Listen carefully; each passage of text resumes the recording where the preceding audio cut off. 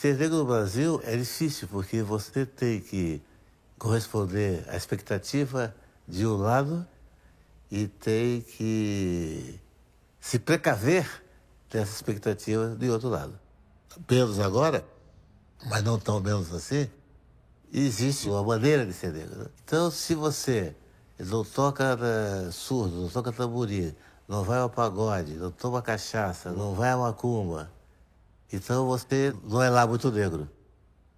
Isso é uma percepção de várias pessoas. Agora, mais importante de tudo isso, a meu ver, ser negro no Brasil é uma tarefa que vem sendo cumprida desde o século XVII, né?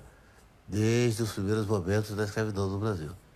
Quando os primeiros contingentes chegaram aqui, escravizados, muitos não suportaram a viagem, né? E esses que sobreviveram foram a semente do que nós temos até hoje.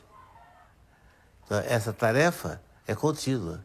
Cada vez mais, essa tarefa tem que ser cumprida no sentido de que o perfil do homem brasileiro, o perfil do brasileiro em geral, é um perfil que é talhado, em grande parte, pela contribuição dele. Senão, fica faltando. Haroldo Costa, o nosso Orfeu.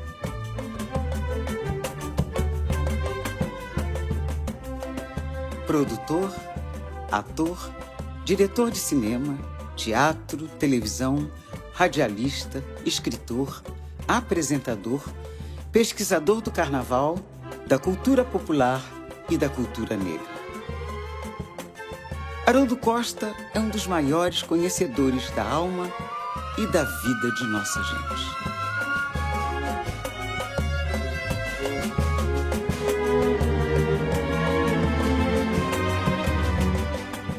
Eu sempre, desde a mais tenra idade, como se costuma dizer, desde a mais tenra idade, eu fui sempre ligado às coisas populares. Porque eu fui criado lá em Maceió, vi todo o ciclo folclórico do Natal, de São João, do Carnaval e por aí afora.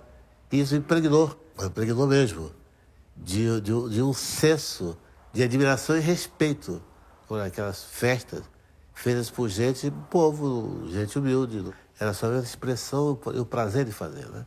Então, quando você viu um reizado, ou um guerreiro, ou um quilombo, ou um amarujado, o que foi, então era o prazer de ver. Em 1947, Haroldo Costa estreia no Teatro Experimental do Negro.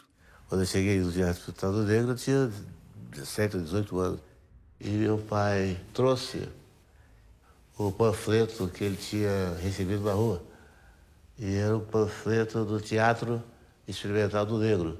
Teatro Experimental do Negro, fundado por Abdias Nascimento em 1944, no Rio de Janeiro, foi pioneiro ao levar ao palco um elenco de atrizes e atores negros.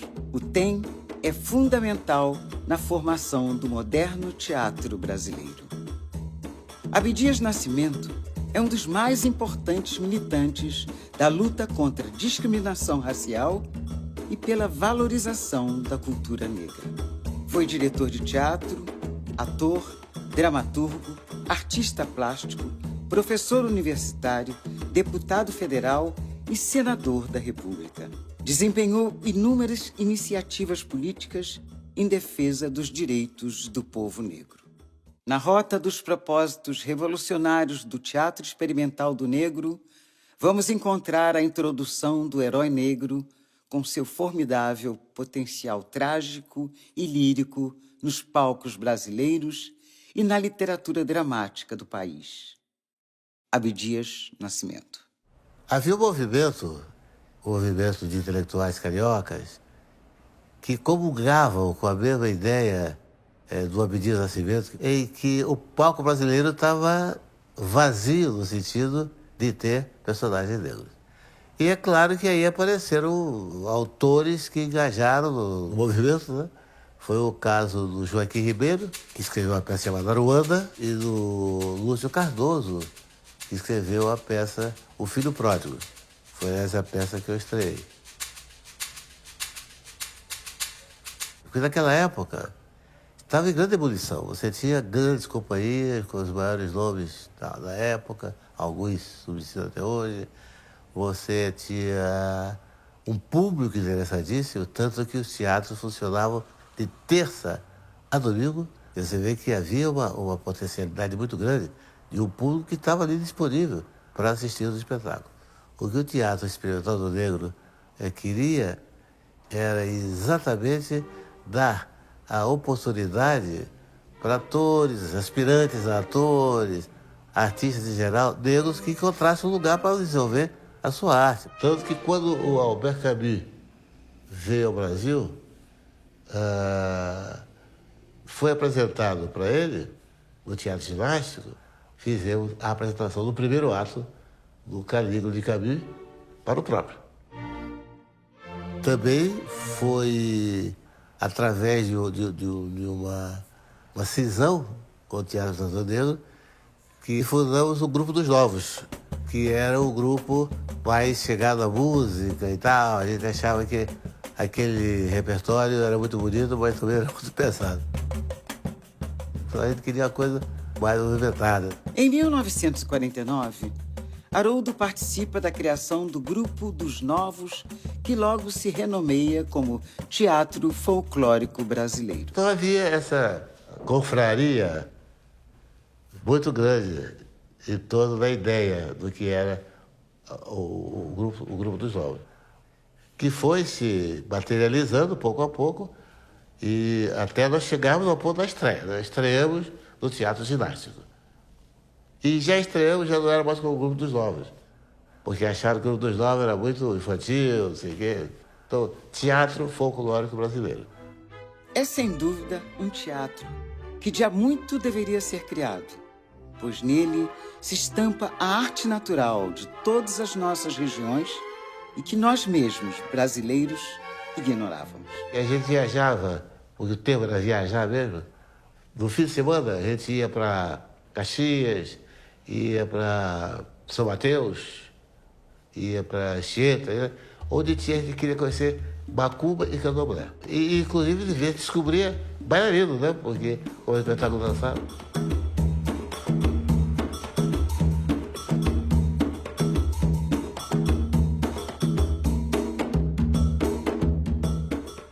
O teatro folclórico brasileiro ganha o mundo. O fato curioso dessa de São Paulo é que nós estávamos no Teatro Odeon, né? No intervalo, de uma sessão para outra, nós, eu, pequeno grupo, no botequim ao lado, tomando café, tomando qualquer coisa. Aí apareceu um cara desse tamanho, assim, baixinho, todo nervoso, e fez a pergunta: que é le maître du ballet? Eu me lembro um pouco do francês do Pedro II, expliquei a ele: não tem maître de ballet, nós somos uma companhia folclórica, que fazemos folclore, não tem maître de ballet e tal. Aí ele disse: mas eu queria fazer nós temos um responsável comercial, temos o diretor administrativo. É porque eu sou o delegado do Festival de Londres e estou procurando grupos para levar para Londres. Maravilha. Muito bem. Então, aí eu levei e apresentei ele às Canasas. Isso nós estamos falando de 1950, eu acho. 51. A primeira turnê internacional.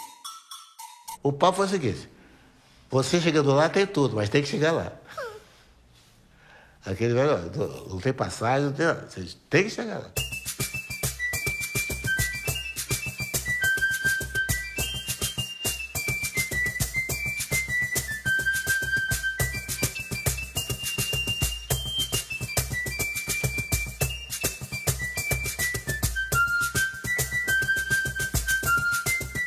Nunca ninguém fez uma viagem para Londres tão comprida.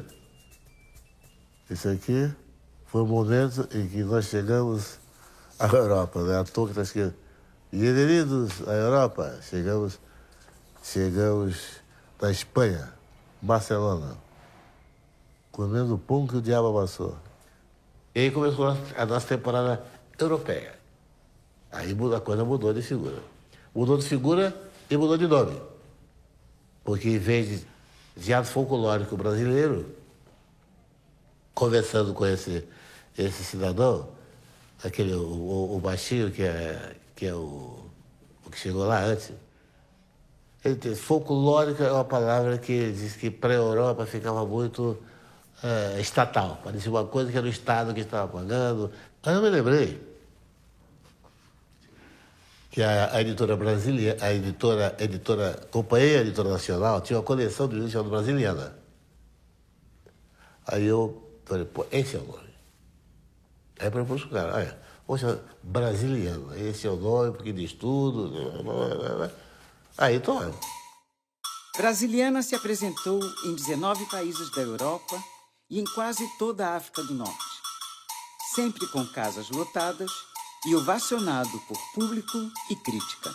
Reisado, Bumba Meu Boi, Maracatu, Brasiliana difundiu expressões culturais do Brasil por onde se apresentou, revelando o sentimento, o olhar, a música, o corpo e o gesto próprio do povo brasileiro.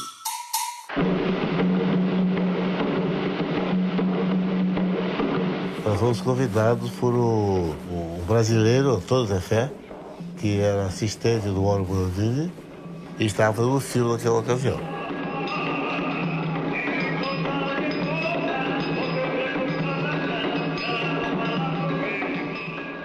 E a estrela do filme era uma mulher lindérrima chamada Sofia Chicoioi, que depois virou Sofia Loren.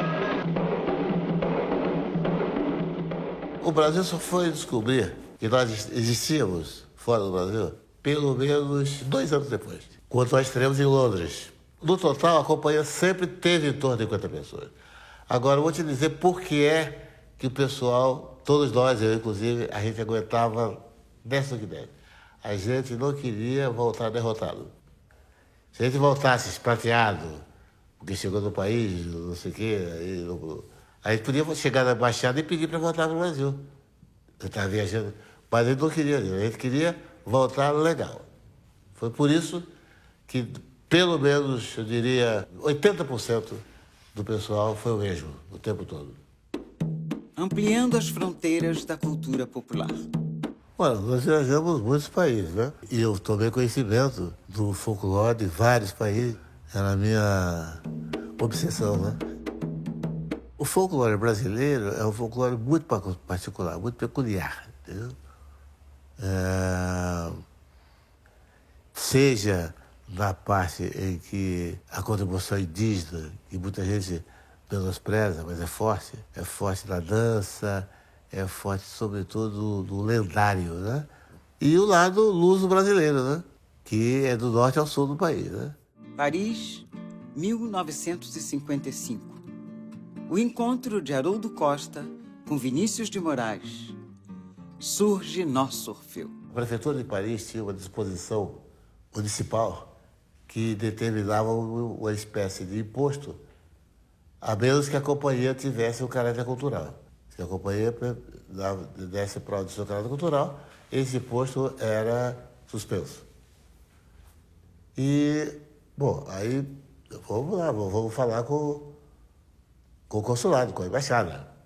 E o adido cultural, que era o cara exatamente que estava mais próximo do assunto, era o Vinícius. E o Vinícius, com aquela simpatia contagiante, né? Ele pegou a bandeira e saiu, né? Conclusão, conseguimos a isenção do imposto. E Vinícius conseguiu 40 amigos, porque ele ia todo dia, no espetáculo e tal. Depois de 3 meses, fazendo 1000 estripulias parisienses, nós íamos para a Holanda. O Vinícius nos ofereceu uma feijoada de despedida. E nessa feijoada, em determinado momento, ele me chamou e disse, olha, isso aqui é a minha peça, Orfeu da Conceição, e ganhou o prêmio no 4º Centenário de São Paulo. Aí a feijoada continuou lá e eu comecei a ler o primeiro ato. Ele me deu o primeiro ato só. Bom, aí eu fiquei realmente boquiaberta pela qualidade da peça, por tudo, pelo poema, que era a peça um grande poema, né? A conversa não passou disso, entendeu? Não houve especulações. Eu dizia, eu quero fazer uma vela, eu gostaria de fazer. Nada disso. O negócio foi para feijoada. Um ano depois, de volta ao Brasil, Vinícius prepara Orfeu. Ele convidou o Léo Juzzi para ser o diretor. O Oscar Niemeyer fez o cenário. O Sclia fez os cartazes. A Dianina também. O Vinícius falou para o Léo, contou a nossa história em comum. Mas eu aliviei o Léo. Léo, o negócio é o seguinte, não há compromisso nenhum. O Vinícius não prometeu nada, eu não pedi nada. O papel maravilhoso, a peça é incrível, eu quero me submeter ao teste como qualquer outro. Eu não quero ser uma imposição do autor. Acabou, obrigado, sei que. Enfim. Aí fizeram várias audições, vários testes e tal, eu inclusive. No fim, eles decidiram por mim. A convite de Vinícius, o Teatro Experimental do Negro integra o elenco de Orfeu. Nesse momento, Haroldo Costa reencontra velhos companheiros do tempo. E aí começou, então, a minha história como Orfeu da Conceição. Naquela ocasião, ninguém melhor do que Haroldo para fazer o personagem Orfeu da Conceição, porque no texto mesmo exige, né, que Orfeu seja um homem bonito, né, elegante, né, e tenha uma certa atração, né, tenha um certo carisma, digamos assim. E Haroldo realmente preenchia todos os requisitos, né, exigidos pelo texto de Vinícius, né, na adaptação de Orfeu para os Morros Cariocas, né. O Orfeu com a Chica Xavier, fazendo a morte, e o marido dela, que é Lé. Isso aqui, essa cena aqui, é o final do primeiro ato da peça. Primeiro ato de Orfeu. Ah, minha Eurídice, meu verso, meu silêncio, minha música. Nunca fujas de mim. Sem ti sou nada. Sou coisa sem razão, jogada. Sou pedra rolada. Orfeu menos Eurídice, coisa incompreensível. A existência sem ti é como olhar para um relógio só com o ponteiro dos minutos. Tu és a hora, és o que dá sentido e direção ao tempo, minha amiga mais querida. Qual mãe, qual pai, qual nada, a beleza da vida és tu, amada, milhões amada.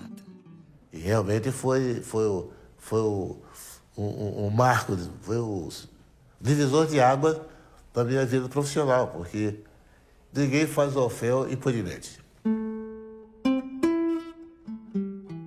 Haroldo Costa, ao mesmo tempo que atua em Orfeu, dirige um programa na Rádio MEC. Eu sempre tive mania de rádio. Mesmo antes do teatro, eu sempre tive mania de rádio. Aí, um dia, no bate-papo e tal, o Alain perguntou, você gostaria de fazer um programa de rádio? Eu falei, eu gostaria, claro, gostaria. Então vou falar com o René Cavé, que é o diretor da rádio, e quem sabe tem um horário. Enfim. Aí eu criei um programa chamado Estampas Brasileiras, que tinha como subtítulo A Verdadeira Arte que o Povo Cria e Inspira. O locutor do programa, Paulo Alberto Monteiro de Barros. Mais tarde, o Arthur da Tábua. O primeiro programa que eu fiz foi levando a velha guarda da Mangueira, porque estava mais perto, né, para cantar as coisas, porque não tinha programa de samba no rádio, ainda mais na Rádio MEC. Bom, fizemos, deu certo, e aí eu fiquei uma grande temporada fazendo estampas brasileiras, que eu misturava música chamada música erudita com música popular, fazia programa ao vivo, fazia programa gravado, mas o centro, o objetivo do programa era fazer o que há de melhor na música brasileira. Do rádio para o cinema. Começou aquela conversão para ser o diretor do filme. Bom, diante da pressão e diante da necessidade, mais do que nunca, mais do que nada, eu aceitei. Então eu fui dirigir o filme pista de grama.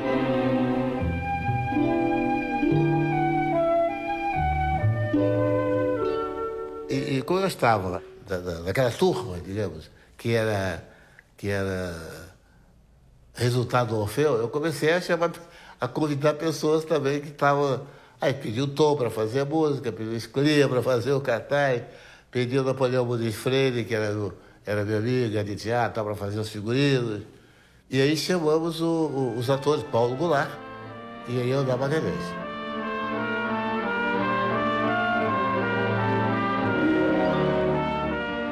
E como eu tinha convidado o Tom, e o Tom tinha aceitado fazer a trilha sonora, falei, pô, nós temos que aproveitar isso, fazer uma coisa.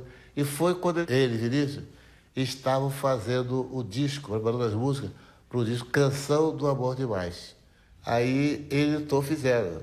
Eu sei e você sabe que a vida é sempre assim. E essa música foi a música... Aí eu se extrapolei, né? Então eu vou botar Elisete cantando com o João Gilberto. Eu sei e você sabe, já que a vida quis assim, que nada nesse mundo levará você de mim. Eu sei e você sabe que a distância não existe e todo grande amor só é bem grande se for triste. Por isso, meu amor, não tenha medo de sofrer, que todos os caminhos me encaminham pra você. E ficou sendo o único registro do João Gilberto em filmes brasileiros. Da telona para a telinha, Haroldo vai fazer televisão. Então, eu comecei a viver isso. Fui com o Cazé no programa Noite de Gala. Houve um 13 de maio, não me lembro de que ano exatamente, mas que eu sugeri e foi aprovada a ideia de fazer um programa dedicado à abolição da escravatura. E nesse programa, eu fazia, além de ter feito os contatos, feito produção, eu era o cerimônias. E tive o prazer e a honra de levar à televisão o nosso Almirante Negro, João Cândido. E esse aqui é João Cândido com quadros do Heitor dos Prazeres ao fundo. É exatamente aquele programa que nós fizemos no 13 de maio. Por acaso, Canal 13. Ele foi ao programa e não só isso, ele foi entrevistado pelo Guerreiro Ramos, que foi um grande sociólogo, que eu conheci na época do Teatro Experimental do Negro. Ele era do grupo pensante do Teatro Experimental do Negro, grande sociólogo. Então eu fazia essas funções, entendeu? Eu fazia as funções de criação, de produção e, eventualmente, de ator. Mas fiz outras coisas. Depois eu estive na TV Excelsior, foi o meu outro passo, mas aí sim, eu acho que como produtor e diretor. Depois eu terminei na TV Globo. Quando a Globo estava se formando, eu fui convidado e fui do primeiro grupo, do grupo pioneiro. E na TV Globo eu tive vários experimentos. Eu fui ator em algumas coisas, fui diretor de outras. Dirigi muito tempo o programa da Dercy Gonçalves, dirigi o programa do Chacrinha. Eu fui do júri e depois fui diretor do programa A Buzina do Chacrinha. Então a minha vida na televisão teve esses caminhos e descaminhos. Haroldo Costa, a cultura brasileira é sua matéria-prima. A minha matéria-prima é a música brasileira, é a dança brasileira, enfim, é tudo que se refere ao Brasil. Porque quando o diretor negro dirige alguma coisa, não é que seja uma coisa sectária, ele dirige, vai ser só negro, é só para negro, não é isso. Mas ele traz a contribuição interior, né? Que se transforma no espetáculo que a gente está fazendo. Isso é fatal. Se existe um artista multimídia, ele é Haroldo Costa. atuou em todos os meios de comunicação existentes na época. Como nos versos do poeta espanhol Antônio Machado, para Haroldo Costa não há caminho, se faz caminho ao andar. Viajou, encantou e arrebatou a todos com a cultura brasileira. Haroldo Costa afirmou-se entre os melhores, fazendo parte desse grupo seleto dos grandes artistas do mundo inteiro. Se a memória existe, é para nos lembrar que no Brasil produzimos homens e mulheres na qualidade de Haroldo Costa para termos orgulho de nós mesmos. Silvio Tendler.